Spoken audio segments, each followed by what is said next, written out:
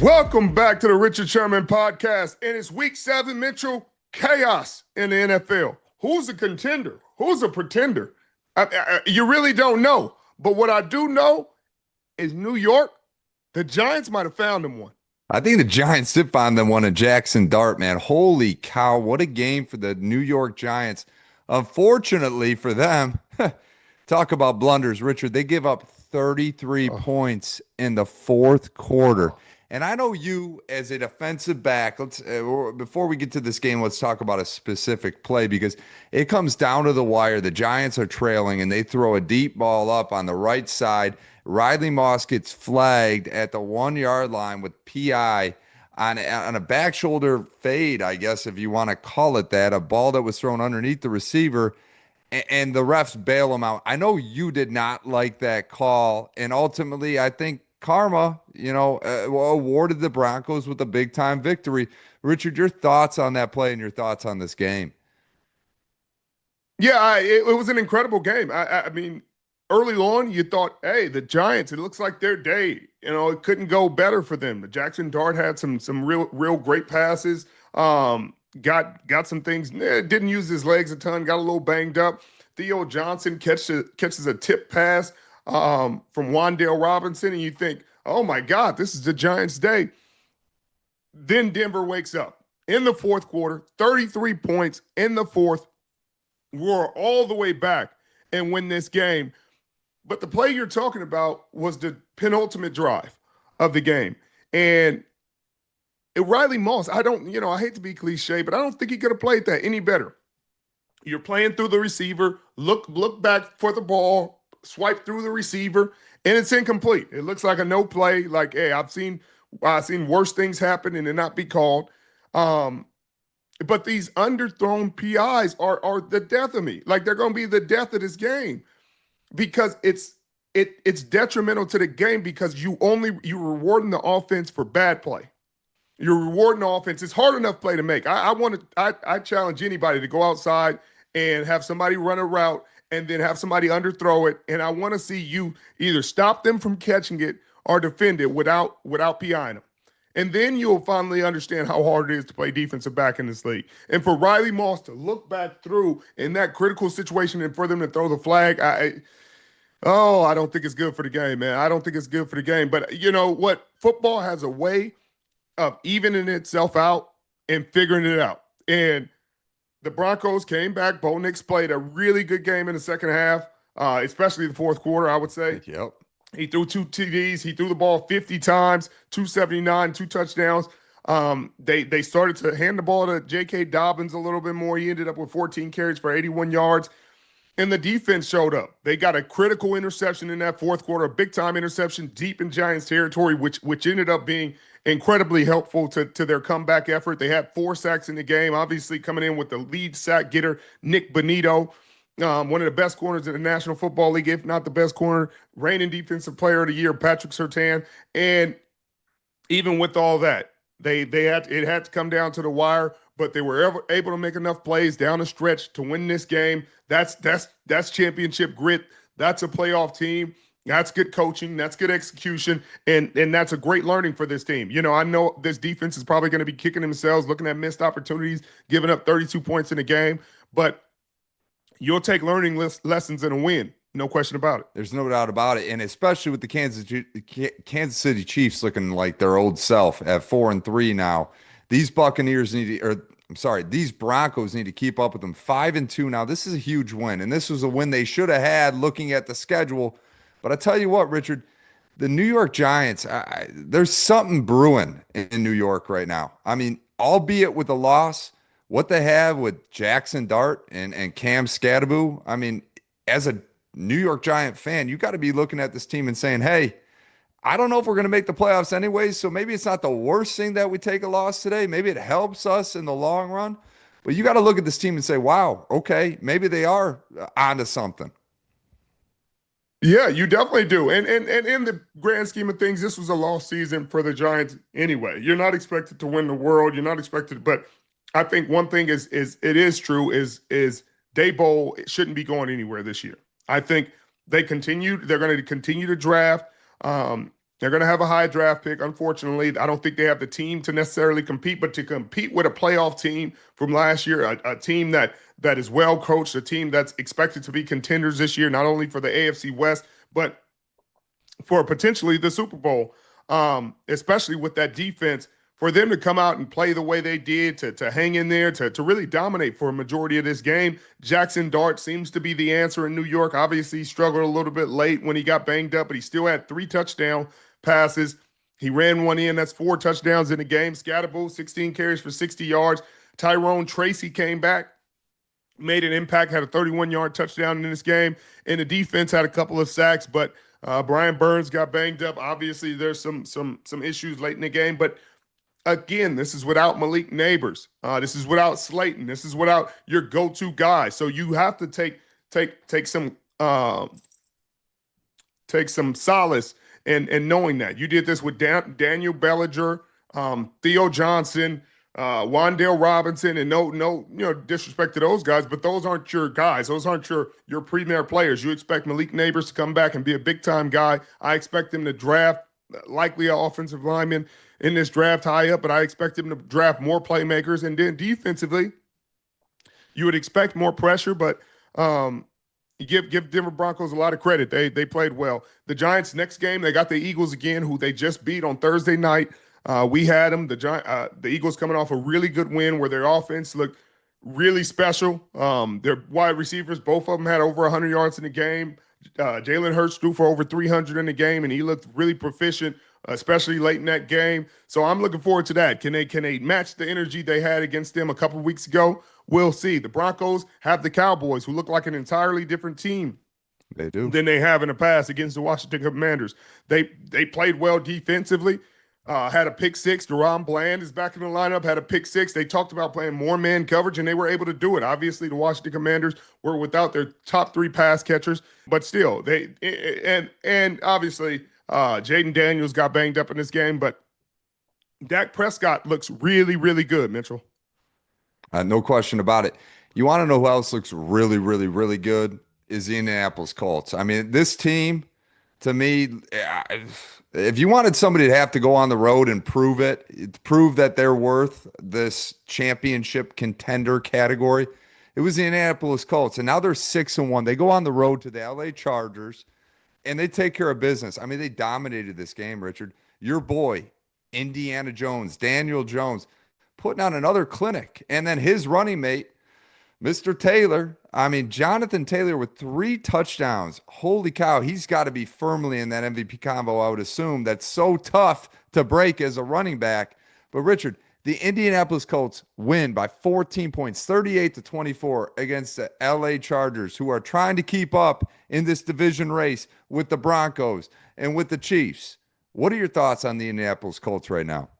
I think they may be the best team in the AFC, and I know I'm going to get some flack for that because of the Buffalo Bills, but the Buffalo Bills have shown some chinks in the armor, no question about it. I haven't seen those same chinks from the Indianapolis Colts. Yes, they've lost the game, but even in the game they lost, I thought they could have won that game. If Adonai Mitchell doesn't drop the ball over the goal line, if he doesn't have that holding call on Jonathan Taylor's 50-yard run, they easily win that game against the LA Rams. So LA Rams. So again, Indiana Jones, a guy just an entirely different player from the guy that was in New York. Shane Steichen has injected belief in this guy, confidence, and they just look like a great team. They're complete. They can do it on the ground. Jonathan Taylor looks like an MVP candidate. 10 rushing touchdowns on the season, 1 receiving touchdown, 11 total touchdowns. 16 carries for 94 yards in this game. He looked dominant. And a lot of the TD runs looked identical. You look at them, you're like, is that the first one or the second one or the third one? I'm not sure. But Daniel Jones could be an MVP candidate. They're not going to give MVP to a running back, unfortunately. Y'all can argue with somebody else. If they didn't give it to Saquon last year and they're not going to give it to CMC the year before, they're not giving it to running backs. I think they should change the award and give the quarterbacks their own award so that they can give the MVP fairly and stop saying it's just a quarterback award, because that's what they're making it right now. No matter what a running back does, they're not giving them the award, no matter how valuable they are to their team. But defensively, they played a great game. even without Charvarius Ward in the lineup, who went to IR with a concussion in the pregame from the game before, they looked incredible. They had 3 sacks in the game, 2 interceptions. They got Kenny Moore back in the lineup. They were giving Justin Herbert issues all over the place. Obviously, they had 3 sacks. The Chargers' offensive line has been absolutely decimated with injuries, losing Joe Alt and Rashawn Slater. Not many teams can overcome the loss of those 2 kind of caliber tackles, no matter what. Even if it was just your starting right and left tackle, that's a tough loss. But to have your starting right and left tackle be premier players and to lose them for the season the way they did, it's a tough pill to swallow. But Keenan Allen had a good game, 11 catches for 119 yards. He continues to be a safety blanket for Justin Herbert. Justin Herbert threw the ball 55 times today. That's what you're going to expect without Omarion Hampton in the lineup anymore. He's banged up. They're without so many of their star players. You got it. Somebody else is going to have to step up. Quentin Johnson didn't have the game he usually has, but Gadsden steps up in his place, 7 catches for 164. Herbert throws for 3 touchdowns, 420 yards, but he had the 2 interceptions, and that was the difference in the ball game. Again, the Colts look like the most complete team in the AFC and maybe the NFL, both sides of the football, a top 5 defense, an offense that's incredibly balanced. And one thing that was notable in this game is when they had to get a first down to seal this game, they ran one with Jonathan Taylor, and they had to get another first down, Mitchell. And guess who they leaned on? Indiana Jones. They leaned on Indiana Jones to close this game out, and that just shows you the drastic change in the belief that they have in this young man. He's looking like an incredible player right now. He's looking like the first rounder that was drafted. And I look forward to seeing what they're going to do all season. I hope I'm right about this team, but it feels right because they're so balanced and they're so freaking good on defense. I love this for Lou Anarumo. I love this for him because he was suffering in Cincinnati where they're spending all their money on the offense and nothing on the defense, and he's coming to a team that has more balance. He has more say-so in the roster, and it's turning out really good. And fortunately for the Indianapolis Colts, they get the unofficial bye week next week playing the Tennessee Titans. So, it's very, very feasible we could be looking at a 7-1 team after 8 weeks. But, Richard, I want to dive a little bit more into Indiana Jones, Daniel Jones. I know we talked about it in podcasts past, but, Richard, the Indiana Jones, the New York Jones we saw last year, and Daniel Jones, I mean, call me crazy. There's no way anyone could have seen this coming. How does this happen? I know it's coaching. I know it's structure. I know it's a system. But, Richard, you played in this league number of years. How in the world does this happen with Daniel Jones like that? I can't totally explain it and say that I know all the answers because I don't think it's that simple and clear. But I think it's something to be said about all these quarterbacks that are going to new places, to these quarterback whispers and having success. I think they said Daniel Jones had a little bit of time with Kevin O'Connell, and he said that was some of the most valuable time that he's had as a quarterback. He learned more in that time than I think he learned in all of his years in New York. And that's no shot at Daboll and their staff because obviously they're doing a solid job with Jaxson Dart right now. But sometimes when you lose your confidence early and fans get down on you, everybody gets down on you, especially in a big market like New York. You saw it with Sam Darnold. It's hard to recover. Because once you get labeled certain thing, it's hard to lose and shake that label. And I think it took him going somewhere else, them really, really building an offense that emphasizes his skill set and what he does well. It's supported by an incredible run game, a good running back, a good scheme, a good defense. You surround a quarterback with a good running game and a good defense, he'll have a chance.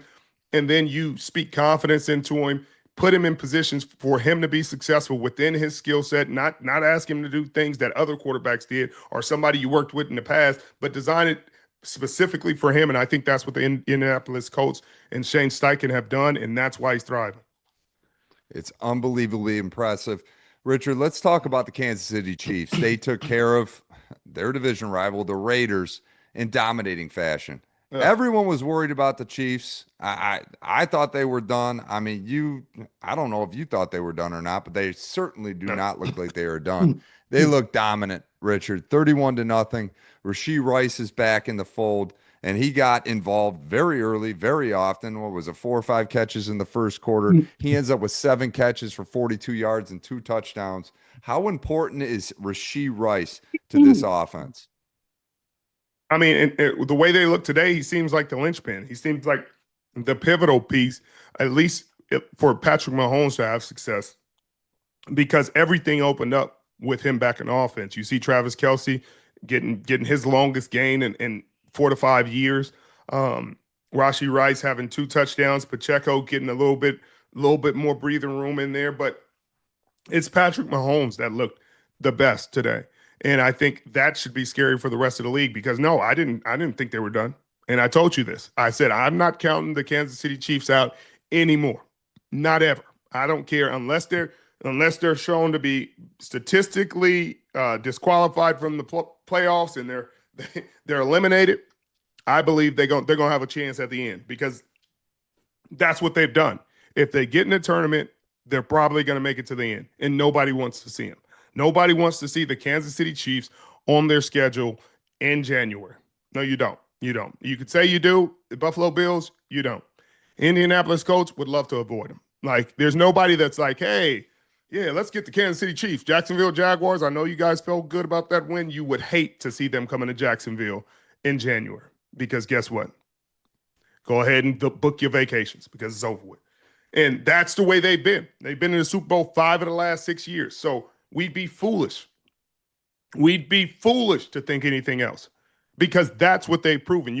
Sometimes you got to give people respect of the respect of their past, Mitchell. Hey, this is what they've done. This is what they've shown. This is their reputation. Their reputation, champions. Their reputation, they're going to make the show. So look, until they don't live up to their reputation, I'll think they'll be in it, regardless of what's going on. We've seen seasons where Patrick Mahomes has struggled early. They've gone to the Super Bowl. We've seen years where he looked like the MVP candidate. They've gone to the Super Bowl. We've seen years where they're a defensive team. They've gone to the Super Bowl. Where they're really, really driven by their run game. They've gone to the Super Bowl. So they've shown, Andy Reid has shown, Spags has shown they can do it a lot of different ways. Whatever way that it needs to get done, they can adapt and get it done. So I've had a lot of belief in them, and I continue to do that. The way the defense played today against the Raiders, I don't think I've seen anything like that. I think they said the Raiders had 30 offensive plays, the least amount of plays since 2002, I think it was. They had 75 yards passing, 25 yards rushing. I mean, abysmal. That's abysmal offense in the National Football League. And I feel awful for Pete Carroll and his staff because you're not sure they're going to have a job. I don't think the Raiders are going to fire anybody in season. They've done that enough. It doesn't work. But hopefully they give them another year. But that's a rough game, especially a division rival to come back like that, to come back from. Obviously, Geno Smith is struggling a lot this year. I think he's leading the league in interceptions. And they just don't look like a confident team. Obviously, being without Brock Bowers, Jacoby Myers was out. Everybody's calling to trade for your best pass rusher and Maxx Crosby. It may be time to look at that. It may be time to look at some of those things and allow these guys to see what life's like somewhere else. Put Maxx Crosby. Could you imagine Maxx Crosby on the Indianapolis Colts or the Seattle Seahawks or the San Francisco, just somewhere else where he could be immediately impactful, have a chance to have a winning season. If you put him on the Colts, sheesh, Mitchell, that changes that dynamic immediately. I couldn't even imagine, Richard. I mean, fortunately for you, you played on a lot of winning teams. I mean, could you imagine being in Maxx Crosby's situation right now in the prime of your career and a proverbial dumpster fire in Las Vegas? No, I couldn't. I couldn't because I would ask for out. I'm sorry. I'm not built to keep losing like that, especially, the way he's showing up to work, going full speed, going as hard as he can every week. He's not giving up at any point in the game. He plays 4 quarters all the way to the clock strikes 0. You want to have a chance to actually be playing for something. And he's given this organization everything he could. and they had, unfortunately, it hasn't worked out like it should for him. Same thing is true for Myles Garrett. You hope those guys get a chance to play in the postseason, to make impactful plays in January, to see what it feels like to play in championship games and Super Bowls on the biggest stage and the brightest lights. But if they stay where they are, it doesn't look like they'll get that chance. And it's just unfair to the game. So hopefully, something positive happens. Obviously, it's not the Raiders season this year. The Chiefs have the Commanders next playing, and it doesn't look like Jaden Daniels will be back. So they'll likely be facing Marcus Mariota. And that's a game they could win as well. So you talk about getting back on the right track. They're 4-3 now. They could be looking at 5-3. And like you said, the Denver Broncos need to create some distance between them and the Kansas City Chiefs, because again, they'll sneak up on you and be coming for the 1 or 2 seed at the end of the year. No question. I mean, shoot, I became a believer again in the Chiefs last week when they took care of my Detroit Lions. But this week, with Rashee Rice back, man, I think they put the national media and landscape of the NFL on notice that they have never left. They are firmly back in that championship caliber conversation. Today's show is brought to you by our new presenting sponsor, Hard Rock Bet. Remember, you can find live odds to bet all of these streaks in the Hard Rock Bet app. Jackson Smith-Njigba has scored a touchdown in 5 straight October games as a favorite. He's a stud, Richard. I'm not even going to debate that. Sam Darnold has thrown for 241 plus yards against AFC opponents 5 times in a row. His over is just 230.5. Sounds like a steal to me. If you haven't tried your first bet on Hard Rock Bet, there's still time for you to get $150 in bonus bets if you win. Just place a $5 bet, and if it hits, you not only get your winnings, but you get $150 in extra bonus bets. You also get profit boosts for every day of week 7. If you already missed Thursdays and you haven't used Sundays, don't miss Mondays. You can boost your parlay so it pays extra winnings. Download the Hard Rock Bet Sportsbook app and make your first deposit. Richard, let's talk about the Philadelphia Eagles. They go on the road. They take care of the Minnesota Vikings 28-22. Jalen Hurts has a solid game. I mean, his best game of the season, no question about it. 19-23, 326 yards, 3 touchdowns. He found his buddy, always open, A.J. Brown, 4 receptions for 121 and 2 touchdowns. I know you got to love to see that. The first, quarter of the season, this Philly offense just had no identity, and now they still can't run the football, but they finally figured out how to throw it, and they take care of the Minnesota Vikings. I'm not going to leave this game and think, hey, Philly is dominant. I don't think they are. I mean, Carson Wentz gifted him an interception. He did not look good at all. But, Richard, what are your thoughts on this Philadelphia Eagles team? They escaped Minnesota with a win. I think this was really good for the locker room. Obviously, there was a ton of frustration going on, both with the pass game. Both receivers were frustrated. Saquon Barkley's frustrated. And overall, Jalen Hurts played one of the best games of the season. He was very efficient, 19 of 23 for 326 and 3 touchdowns. Again, like you said, the running game still can't find its ground, and some of it is schematic. Some of it, you don't have Mekhi Becton at right guard. You don't have a embarrassment of riches like they did before. Still kind of banged up on that offensive line. They're not healthy, and that hurts everything.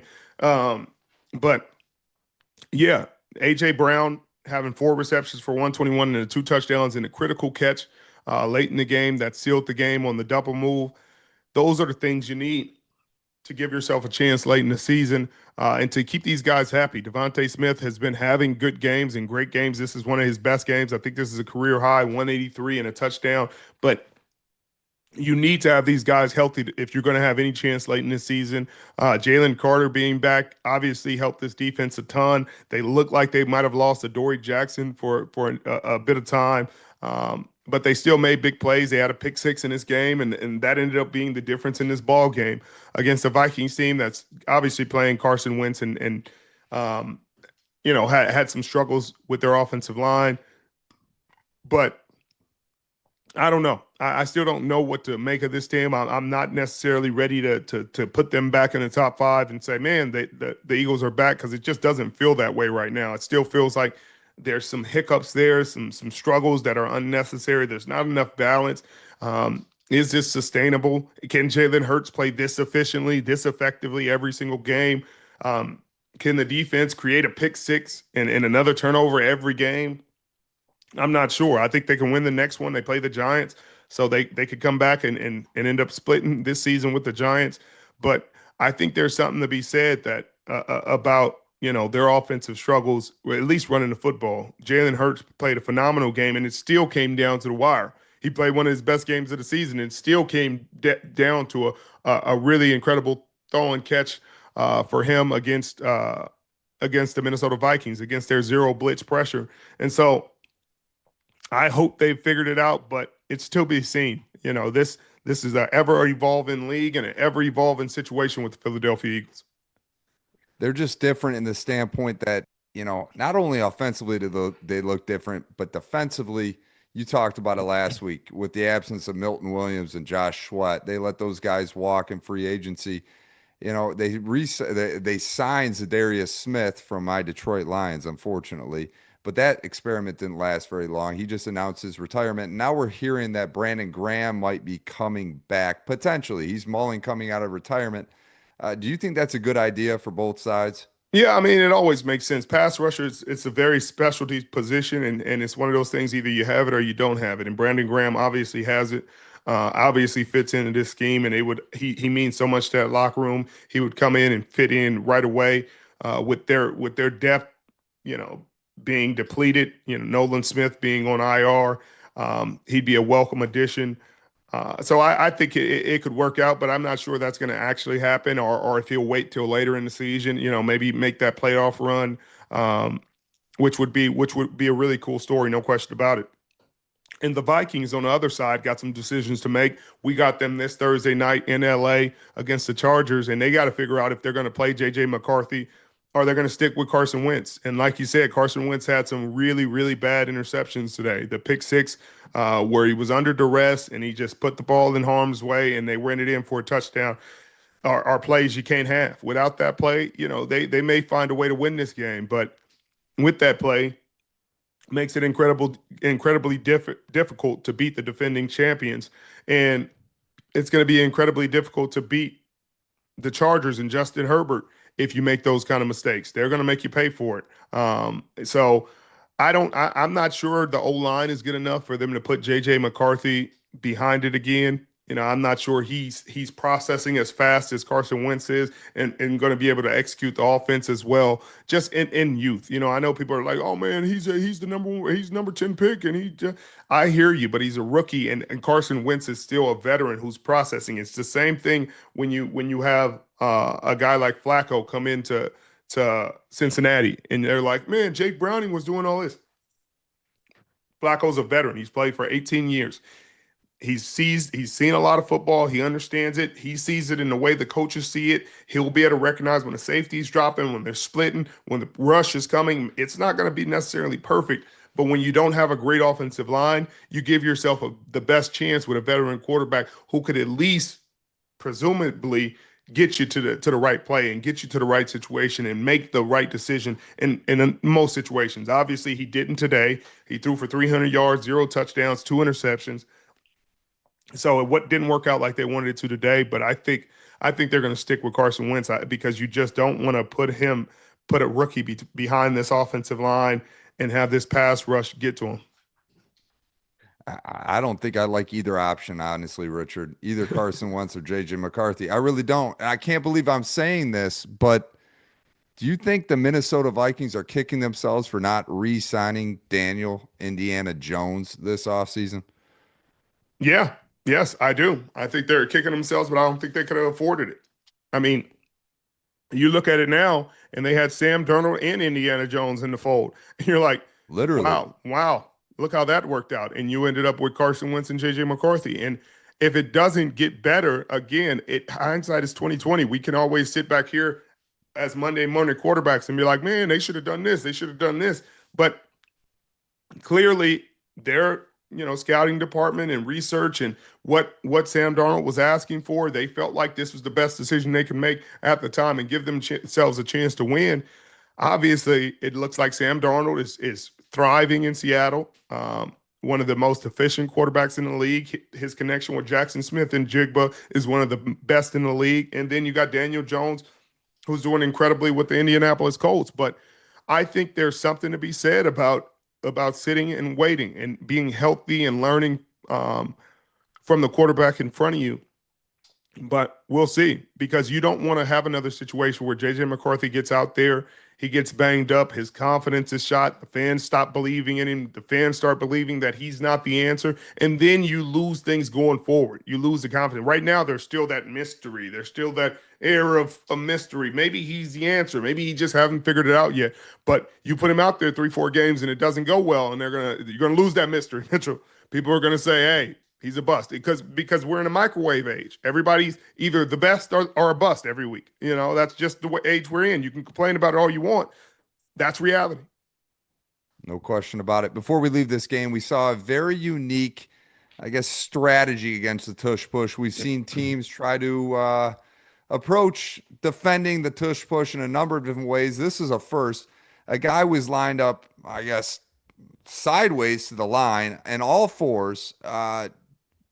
Richard, first off, to our viewers, if you guys have not seen this, just take a look at it. YouTube it, Google it, do whatever. But Minnesota Vikings use a very unique strategy, lining a guy up on all fours in front of the center. Richard, what do you make of this approach? It's just teams trying to figure out an answer for it. Something that can change it up, something different. And maybe somebody uses that and builds on it and figures out a different way to put him, or a different place to put him. But this is the National Football League. It's not gonna just be stagnant and guys just continuing to let them run a play and have 100% success. They're going to do things, and they're not going to just concede that it's just a first down when they line up in that formation. They're going to try different things to try to find an answer for it. And that was just the Minnesota Vikings and Brian Flores trying something new. Let's talk about the New England Patriots. They continue their winning ways, like the Patriots of old. I mean, they take care of the lowly Tennessee Titans on the road. But Drake May, I mean, Richard, you want to talk about efficiency. This guy looks like a stud. 21 of 23, 222 yards, 2 touchdowns. He's given the New England Patriots life. You got to love the job that Mike Vrabel's done his first year on the job. It just seems like so much of a hand and glove fit for New England. Do you think New England's back? I mean, their schedule is so weak going forward. They play the Browns next week. Then they got a decent challenge against the Atlanta Falcons, and then a true test against Tampa Bay. But assuming they beat Cleveland next week, they are 6-2. I mean, this team, after last year and the year before that and the year before that, ever since Tom Brady left, has been struggling to find their new identity. Do you think they found it in Drake May? Yeah, I definitely think they found it. And I think they've also found what I talked about earlier, the balance. Ramondre Stevenson had 18 carries for 88 yards and a touchdown. They're running the ball well. Booty had an incredible catch for a touchdown. Drake Mays pushing the ball down the field and as accurate as anybody in the National Football League on deep passes this year. And it was obviously apparent today. He threw for 222 and 2 touchdowns, 21 and 23. And the defense had 4 sacks. You have to play good defense. You have to have a run game, because the run game helps your defense, gives them some rest, be effective on third down, be efficient in the red zone, and that's what they've done. Drake May has grown this year, and again, they're doing everything they can. Mike Vrabel was putting them in positions to be successful. You knew he would want to win this game versus the Tennessee Titans. They let him go and literally just fired his replacement last week, because I guess they didn't want to send his replacement in there for him to look that man in the eye and try to, I think they would have ran the score up even more if Callahan was still the coach. But yeah, I agree with you. They have multiple games against the Miami Dolphins. I think they got another game against the Jets. This game, because they're in the AFC East, it's a favorable schedule, and they've already went into Buffalo and got a win. So you look at that and you're like, hey, you got to feel confident that you're going to win those games. Miami's kind of imploding right now. You're not sure if Mike McDaniel is going to be there by the time they play the New England Patriots again late in the season. New York hasn't won a game yet. And you beat Buffalo. You could beat the Browns. Obviously, Quentin Judikins is running the ball really well now. So the Browns look a little bit better, but they're going to roll out a rookie quarterback, and I'm sure Mike Vrabel will have a plan for him to confuse him, to give him dynamic looks. They'll have to deal with Myles Garrett in that defense, and Tyson Campbell, who had a pick six in the game this week. So the Browns aren't just laying down for anybody. They're trying to be competitive, and they're going to compete in that game. So it's not necessarily an easy win, but I like their chances in it. I think the Patriots, I don't know about the Patriots of old. They were a dynasty that won 6 Super Bowls and went to 10. So let's not get ahead of ourselves, but they're definitely a competitive team right now. Let's talk about the Tennessee Titans very briefly here. Richard, if we had a redraft, a 2025 redraft, is it Cam Ward or is it Jaxson Dart going off the board first for the Tennessee Titans? I think it's still Cam Ward. I think they still go with Cam Ward. I think they like what they see in him. Um, I think that he obviously doesn't have enough talent around him, doesn't have enough structure around him, which is why they fired the head coach. I think again, when you talk about these quarterbacks' development, who the offensive coordinator is, what the system is, how are you playing to his strengths? What does he do well? What does he do incredibly well? Can you put him in positions to do that again and again and again, and not challenge him to do things that he's uncomfortable doing, or at least teach him how to be better at those things? And I think that's sometimes what you get in a position where you see a quarterback struggle because he's thrown into a situation where they're expecting him to be developed and him to have the answers. And you didn't put a great vet, or you know what I mean. Sometimes you put a great vet around him. You like Marcus Mariota. The Washington Commanders put Marcus Mariota in the quarterback room with Jaden Daniels, so he could be kind of a mentor to him. Obviously, Jaden Daniels is a starter; he's the guy, but he can help him get ready for these games to know what to see, where to look, how to prepare, how to take care of his body. You want to have those things sometimes, and I'm not sure they have that right now for Cam Ward. And I think next year when they go to get a head coach, that's going to be at the forefront. They're going to look for somebody that can help develop him and help play to his strengths and really bring the best out of him as a player. I like Jaxson Dart. I think he's in a perfect spot with Dabo. I think that all worked out as it should, but I don't think that is an indictment against Cam Ward, or this season is. I think this was a lost season for the Tennessee Titans because they aren't a very talented team outside of Cam Ward. But I think there is somebody else that could get the most out of him. I think management should also reconsider trading A.J. Brown for a pick that netted him Trayvon Burks, but I guess that's neither here nor there.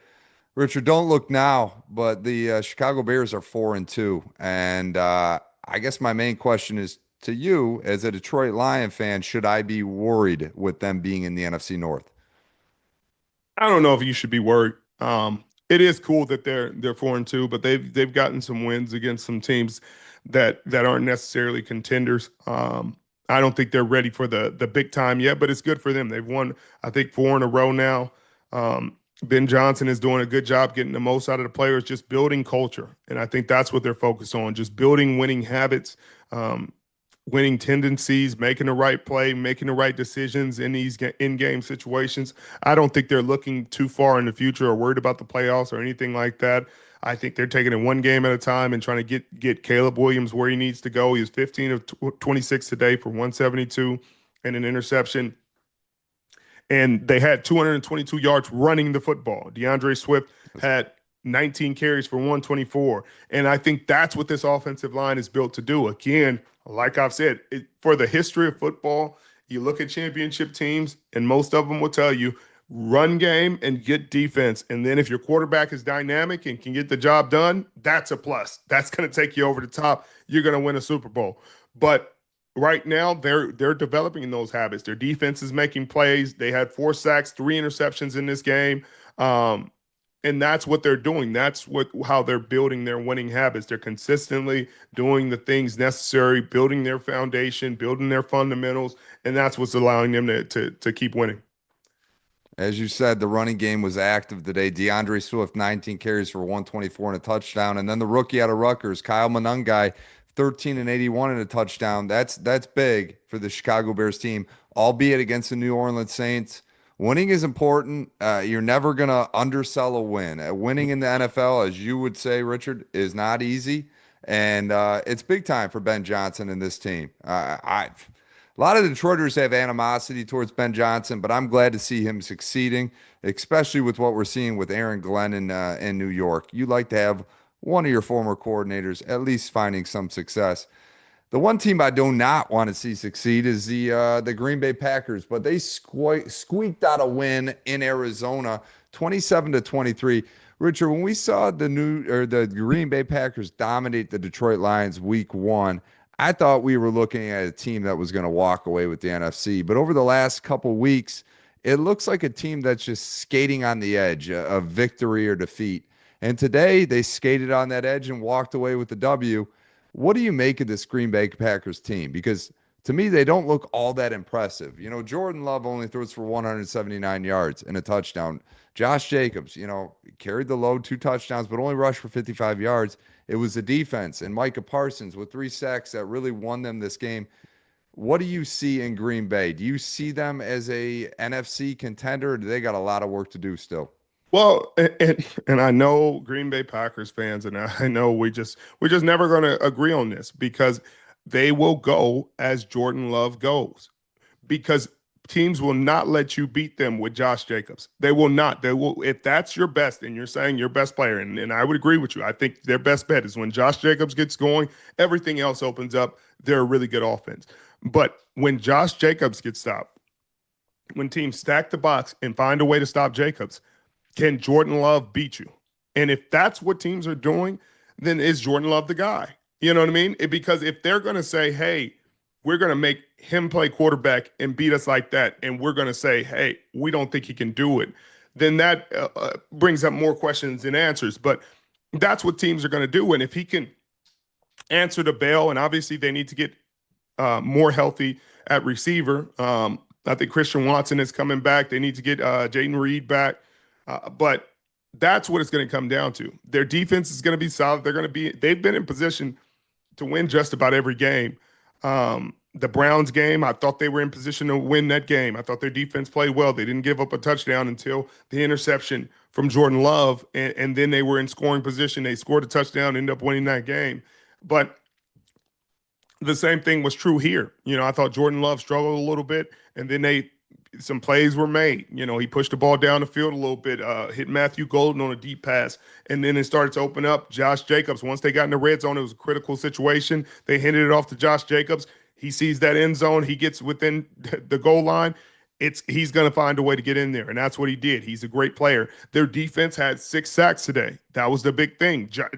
Micah Parsons had never in his career had a 3-sack game. He did today. He did today because they had to have it. And he sacked Jacoby Brissett 3 times in this game. Rashawn Gary had 1. And that's what it took. That's what it took. Quay Walker had a sack and a half in this game. Their defense was making plays, and they were giving their team a chance. But I don't think it should be this hard versus the Arizona Cardinals. Now, the Arizona Cardinals could definitely have a different record. They lost multiple games at the wire, last-second field goals, at least 2 of those games. This game came down to the wire, so they've been playing good football. You got to give Josh Gannon a lot of credit for the way they've been battling. They're without Kyler Murray. They're without their star running back, and I think that should be applauded. They're still figuring it out with Marvin Harrison Jr. He's had up and down games, and he's figured it out. There was some PI calls he drew today and made some cool catches, but overall they went against a backup quarterback, and it came down to the wire. And so I think there's something to be said in there about the quarterback position. And I know people are like, man, you're so hard on him, but that's the point. That's what you're supposed to be. It would be different if these quarterbacks were on rookie deals. When you're on a rookie deal, you get the benefit of the doubt. That's just how it goes. You get the benefit of the doubt. You get less criticism. You get the excuses. Hey, he's a rookie. He's learning. Once you're not on that rookie deal and you're one of the highest paid players in the National Football League, you get criticism. I'm sorry. You're not going to say, hey, man, this guy's making $55 million. They don't have to be elite. They don't have to be perfect. Like, give them a break. Like, what do we say? Then what do you want us to say? Man, they don't need Jordan Love to play better. He can just keep doing like this. It's up to everybody else to play better and to lift him up. And Josh Jacobs got to do everything. So, like, they need both. But if Josh Jacobs doesn't get going and you're a $55 million quarterback, then it should be okay to depend on you to win us this game. And I thought he made some plays today to help win this game. So I'll give him credit. But that's what it's going to come down to on whether this team gets to a Super Bowl, wins in the playoffs, or if they don't. Because teams are going to make them play left-handed. They're not going to let them beat them with Josh Jacobs running the football. And it won't be any fault of Josh Jacobs. He'll do everything he can, but they're going to stack the boxes. It's going to be 8-man boxes. They're going to man these receivers. And if they win and Jordan Love has a good game, the Green Bay Packers will win. No question about it. I believe they will win, and they're talented enough to do it, especially when their receiving core gets healthy. Well, on the opposite side of the field, or opposite side of the ball, rather, Micah Parsons flat out won them this game. Clutch moments, crucial moments late in the game, getting sacks, taking care of the Arizona Cardinals. But his former team, the Dallas Cowboys, get an impressive win at home, a dominating win. Richard, 7 weeks into the season now, how do you analyze this trade? Because the Dallas Cowboys look competitive. They gained a bunch of assets and cap space with dealing Micah Parsons. Do you view this still as the wrong move 7 weeks into the season? Yeah, I don't think you ever can view it as a great move. I think the Dallas Cowboys are in a great position offensively. I think to steal George Pickens from the Pittsburgh Steelers the way they did, and for him to blossom into the kind of receiver that everybody thought he'd be coming out of Georgia is really cool to see. And now CeeDee Lamb is back, and they look like an explosive duo today. The Cowboys scored 44 today, and Dak Prescott.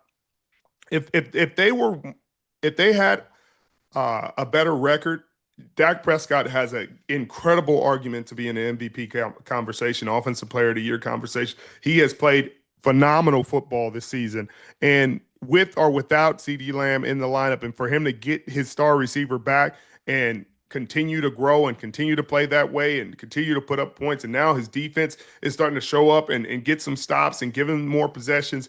And it's starting to roll. Javonte Williams is continuing to look like his old self and run the football with aggressiveness and violence. I'd say both teams feel comfortable right now. Both teams feel comfortable about how it went, but the Packers are 4-1-1. They're in position to continue to win and maybe potentially chase a 1 seed in the NFC. And I'm not sure the Cowboys are, especially defensively, but I think you would want Micah Parsons on your team if you're the Dallas Cowboys. And I think the Packers would be a worse team if they didn't have him. I don't think the Packers would be 4-1-1 if they didn't have Micah Parsons. So again, I still feel like they won this trade. You won't know what the Cowboys got from Micah Parsons until the draft. They got draft picks. So how will those draft picks pan out? How do they affect winning in the future? We'll see. But right now, Micah Parsons is making an immediate impact for the Green Bay Packers and helping them win real National Football League games like he did today, had 3 sacks. So I think both sides are content for now. Richard, we got to talk real quick before we wrap about a coach that's on the hot seat. Mike McDaniel goes on the road against Cleveland Browns, a team you think the Miami Dolphins and a coach that desperately needs a win would show up for. They did not at all. They took a drumming 31-6 against the Cleveland Browns. Richard, how hot is this hot seat? How much longer does this last in Miami with Mike McDaniel? I'm not sure. I'm not sure because, again, this is, and people will call me the quarterback hater or whatever. I'm not a quarterback hater, but I'm accountability. I'm accountability. They're paying Tua Tagovailoa $53 million a year. They're not paying Mike McDaniel $53 million. They're paying Tua Tagovailoa. So Tua Tagovailoa has had back-to-back 3 interception games. That is unacceptable. That's not acceptable in any respect for any position, anybody. So, of course, you got to give Mike McDaniel, he's the head coach, he's the offensive guru, you got to give him some criticism. But the criticism also goes to the player. And for you to go into the media and speak the way you did last week to Tua Tagovailoa, and I know I've harped on this enough, but and continue to play like this, Mike McDaniel goes out there in his press conference and said, if you're negatively affecting the football team routinely, I don't have a choice but to assess a different player. And we're going to find out who and what we're made of. And he's speaking directly to Tua Tagovailoa. I'm sure he's speaking to other players, but he's speaking to the quarterback, and he replaced him in the game with Quentin Ewers. And what do they? Could you imagine a world where they start Quinn? His name is giving me Quinn Ewers. Quinn Ewers next week. What does that do for Tua Tagovailoa's career? What does that do for the league?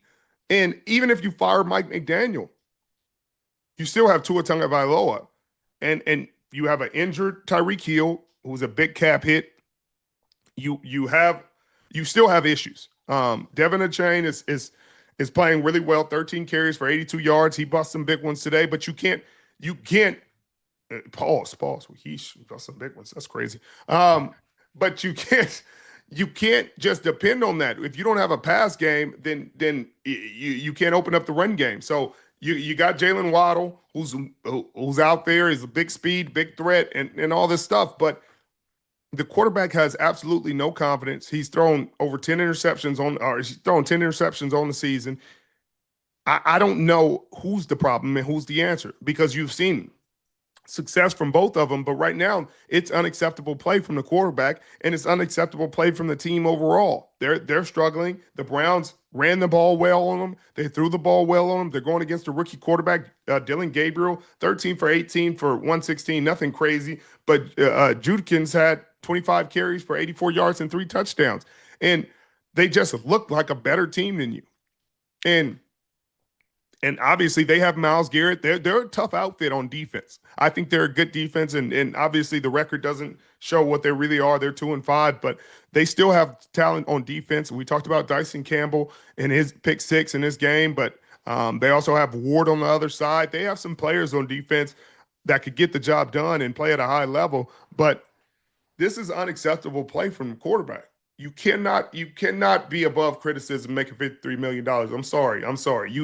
There's too many quarterbacks making $50 million that guys are making excuses for. With great pay comes great responsibility and great accountability and great criticism. Is it fair? No. But is it fair you're making $53 million?